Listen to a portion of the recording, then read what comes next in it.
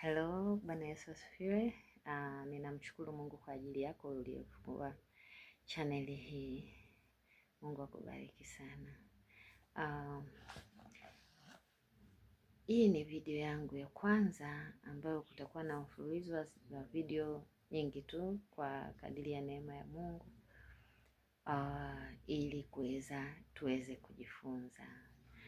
Kwa majina naitwa Rebecca Mwasa na niko mahali hapa nikiwiwa kusema haya ambayo nataka kusema.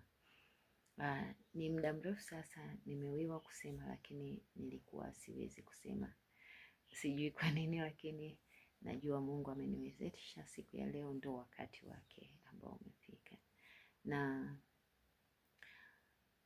kuna sababu nyingi za kufanya hii video. Nitaje tu hii kuwa ninatamani kufanya hizi video ili tuweze kujifunza. Mwanzo nilikuwa ninawaza sana kuhusu watu wa zamani walipokuwa na uhakika wa kuingia mbinguni. Na huo uhakika ulipelekea hata watu walipokuwa wanapondwa mawe kama Stefano, wanakatwa na misumeno kama Isaya, hawakuwa wanalalamika, hawakuwa wanarudi nyuma, hawakuwa wanamkana Yesu.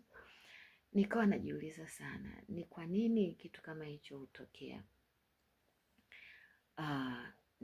Nikawa ninajibu kwa dhahiri kuwa walikuwa na uhakika kuwa wanaingia mbinguni, kuwa yani watakapokufa tu wakitengana na dunia hii wanaingia mbinguni. Lakini watu wengi katika ulimwengu wa sasa hatuna uhakika huo, kusema nikifa sasa hivi naenda mbinguni.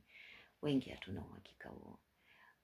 Sasa kupitia channel hii, kwa neema ya Mungu, tutajifunza mengi ambayo yatatupa kuona kuwa kumbe kuna uwezekano kabisa ya kuwa na uhakika wa kuingia mbinguni. Basi kabla tujaendelea sana, ni ubariki kwa wimbo huu.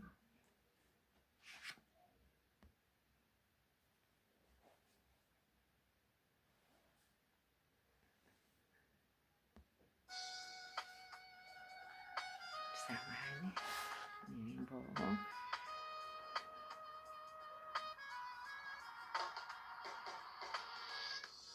Yupo Mungu anayeweza kufanya mambo ya ajabu. Yupo Mungu anayeweza kufanya miujiza. Yupo Mungu anayeweza kufanya mambo ya ajabu. Yupo Mungu anayeweza kufanya miujiza.